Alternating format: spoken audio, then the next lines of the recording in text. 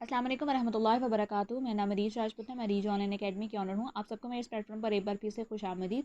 आज की इस वीडियो में हम ये इस्लामिक पोस्ट जो है वो बनाना सीखेंगे। अपने मोबाइल में हम कैसे ये चीज़ बना सकते हैं। तो चलिए आज की वीडियो स्टार्ट करते हैं। सबसे पहले मैंने यहाँ पर ये इमेज जो है एज जो है स्टिकर के तौर पर यहाँ पर लेकर आई हुई हूँ अपने मोबाइल की गैलरी से। वो मैं इसलिए लेकर आई हुई हूँ क्योंकि मुझे यहाँ पर जो बाय डिफ़ॉल्ट बैकग्राउंड पे कलर करना है वो मुझे इस पिक्चर के अंदर से कलर पिक करना है।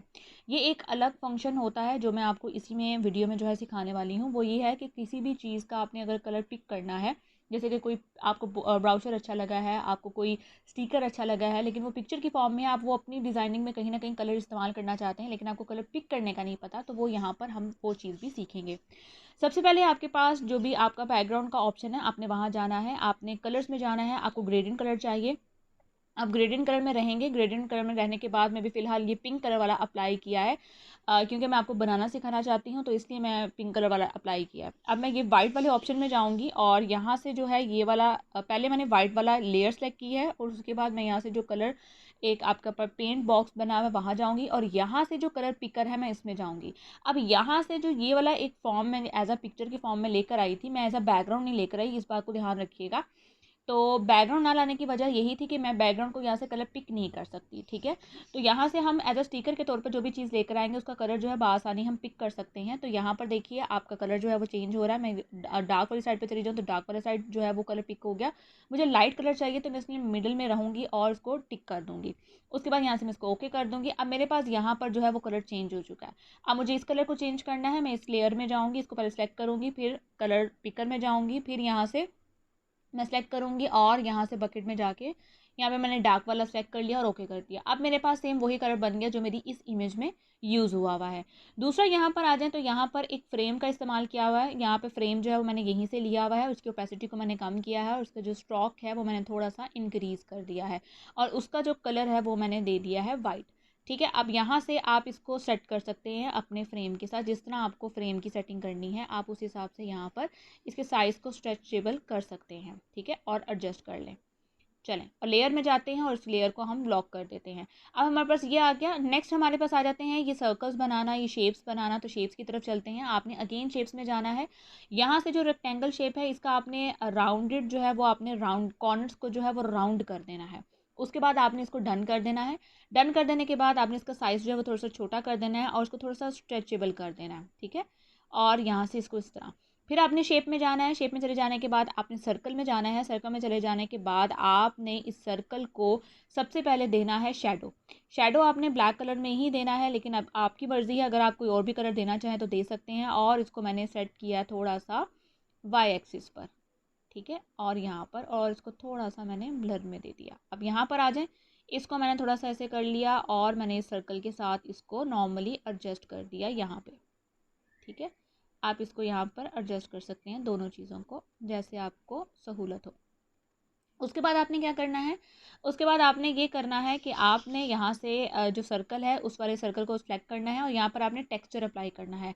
टेक्सचर आपने उस चीज़ का अप्लाई करना है जो आपने जो है पिक्चर यूज़ करनी है, जौन सी भी। जैसे मैंने यहाँ पर यूज़ की पहले नंबर पे खाना काबा की, तो मैं वही वाली पिक्चर यहाँ पर लेकर आऊँगी। ले आ जाने के बाद यहाँ से जो है मैं इसको थोड़ा सा एडजस्ट कर दूँगी और इसको यहाँ से ओके कर दिया। फिर अगेन गई तो मैं यहाँ से इसको कॉपी करूँगी। कॉपी कर देने के बाद यहाँ पे इसके पैरेलल में रखूँगी और इस बार ये जो टेक्सचर मैं दूंगी, टेक्सचर मैं इसका चेंज कर दूंगी और इस बार जो है मैं इसमें जो है रोज़ा रसूल का वो वाला मैं यहाँ पर जो है वो पिक्चर ले आऊँगी।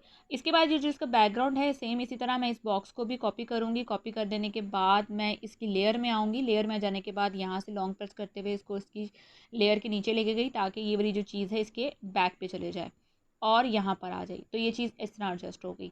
सेम इसी तरह अगेन कॉपी करूँगी। कॉपी कर देने के बाद यहाँ पर आ गई। यहाँ पर आ जाने के बाद इस चीज़ को भी लिया और कॉपी किया। कॉपी कर देने के बाद इसको मैंने यहाँ पर एडजस्ट कर दिया और मैंने अगेन जो है यहाँ से टेक्सचर ले लिया।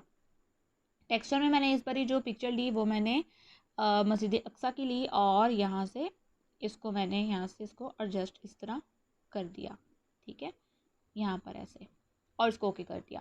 अब मेरे पास ये चीज़ें जो है एडजस्ट हो गई हैं, लेयर्स एडजस्ट हैं, सब कुछ एडजस्ट है। तो मैं क्या करूँगी, लेयर्स में जाऊँगी और इन सब को लॉक कर दूँगी ताकि ये कोई भी चीज़ जो है अपनी जगह से हिल ना सके। उसके बाद आ जाते हैं मेन चीज़ इसका टेक्सचर की तरफ कि यहाँ पर जो मैंने वाइट कलर का टेक्सचर दिया हुआ वो मैंने कैसे दिया था। तो उसके लिए आपको दोबारा से इंपोर्ट करना है अपने मोबाइल की गैलरी से ही एक इमेज। आपको ये वाली इमेज मोबाइल जो है इजीली तौर पर मिल जाएगी। गूगल पे आप सर्च कीजिएगा, वाइट टेक्सचर के हिसाब से सर्च करें या पैटर्न के हिसाब से सर्च करें, तो आपको वो ये चीज़ें जो हैं आपको मोबाइल की ईज़िली तौर पर गूगल से मिल जाएंगी। इसको मैंने फुल स्क्रीन में स्ट्रेच कर दिया। स्ट्रेच कर देने के बाद मैंने यहाँ से कलर इरेजर में गई, इसको इनेबल किया और यहाँ पर देखें जो वाइट कलर था वो बाय डिफ़ॉल्ट यहाँ से गायब हो गया है। मैं इसकी टॉलरेंस को जिस तरह इंक्रीज़ करती जाऊँगी इसकी ब्लरनेस उतनी कम होती जाएगी। तो आप देख लें, आपको जितनी चाहिए आप उतनी रख के इसको ओके कर दें।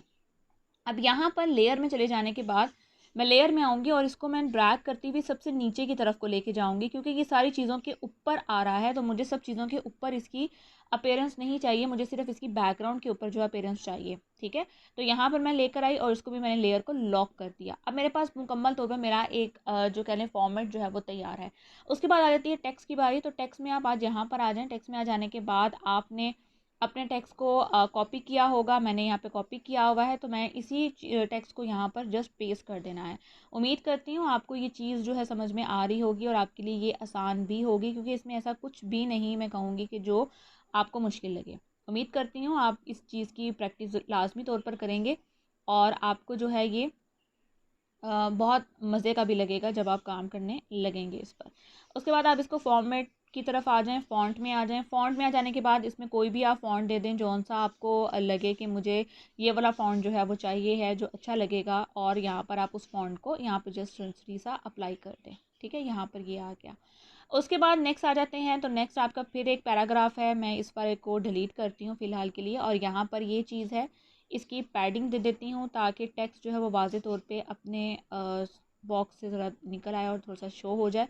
फिर न्यू टेक्स्ट में आ जाते हैं। न्यू टेक्स्ट में आ जाने के बाद अगेन यहाँ से सॉरी मैंने गलत टेक्स्ट ले लिया यहाँ पे आ जाते हैं और यहाँ पर आ जाने के बाद इस बारी सिर्फ जो है मैंने डू नॉट सेटअप 3 मॉस्क तक लेना है, तो आप इनकी अरेंजमेंट्स जो है वो यहाँ से कर सकते हैं। चल ओके कर दिया। अब ये चीज़ यहाँ पर आ गई, मैंने यहाँ पर आई, इसकी अलाइनमेंट को मैंने सेट कर दिया। ठीक है, सेट कर देने के बाद इसका साइज़ थोड़ा सा बड़ा कर दिया और इसका भी मैंने जो फ़ॉन्ट है वो चेंज कर दिया। आपकी मर्ज़ी है फ़ॉन्ट के हिसाब से, आपको कौन सा फ़ॉन्ट पसंद है आप उस फ़ॉन्ट को यहाँ पर इस्तेमाल कर सकते हैं। जौन सा भी आपको फ़ॉन्ट पसंद होता है यहाँ पर आप वो फ़ॉन्ट ले लीजिए। और इसके अलावा यहाँ पर आ जाएं तो देख लें। ठीक है, ये वाली चीज़। उसके बाद यहाँ पर आपको अगर गैप लग रहा है लाइन में, आप स्पेसिंग दे दीजिए। ठीक है, लाइन स्पेसिंग थोड़ा सा आप दे दें। और उसके बाद यहाँ पर आप साइज़ जो है यहाँ से भी छोटा कर सकते हैं। ठीक है, ये चीज़ आ गई।